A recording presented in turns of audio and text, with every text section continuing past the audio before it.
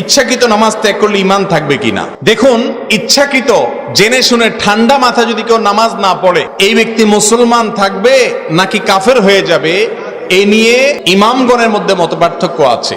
অনেক ইমামদের মতে ইচ্ছাকৃত নামাজ ত্যাগ করলে সে কাফের হয়ে যায়, কারণ রাসূল করিম সাল্লাল্লাহু আলাইহি সাল্লাম বলেছেন, বাইনার রাজুলি ওয়াশ শিরকি ওয়াল কুফরি তারকুস সালাহ। একজন মানুষের সাথে শিরিক এবং কুফরের পার্থক্য হলো নামাজ ত্যাগ। মান তারাকাস সালাতা মুতাআম্মিদান ফাকাদ কাফারা।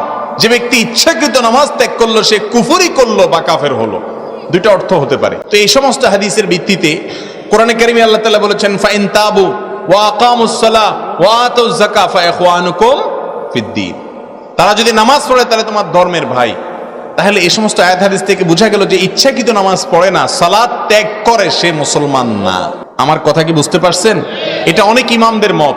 এসব ইমামদের মতে যদি স্বামী নামাজি হয়, স্ত্রী বেনামাজি হয়, অথবা স্ত্রী নামাজি হয়, স্বামী বেনামাজি হয়, তাহলে তাদের মধ্যে বিবাহ বন্ধন থাকবে না, তাদের বিবাহ বৈধ হবে না, তাদের সম্পর্ক ছিন্ন হয়ে যাবে। ডেঞ্জারাস কথাবার্তা। মুসলমানদের কবরে তাদেরকে দাফন করা যাবে না, তাদের জানাজা পড়া যাবে না বেনামাজির। কথা কি বুঝতে পারতেছেন? এটা হলো অনেক ইমামদের মত।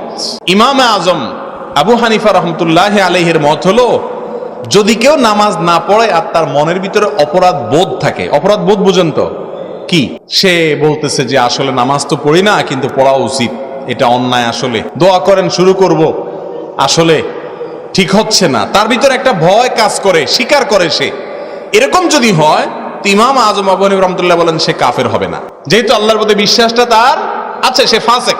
আর আবু হানিফা রাহমাতুল্লাহ আলাইহির এই মতের কারণে বহু বেনামাজি বেঁচে গেল। আর কথা কি বুঝতে পারছেন প্রিয় ভাইরা আমার? রাসূল সাল্লাল্লাহু আলাইহি সাল্লামের যুগে যারা মসজিদে না আসতো, সাহাবীরা তাদেরকে মুসলমান মনে করতেন না। মুনাফিকরা পর্যন্ত মসজিদে এসে হাজিরা দিতে হতো, কারণ মসজিদে না আসলে মুসলমান হিসাবে গণ্য হতো না। আর আমরা তো মাশাআল্লাহ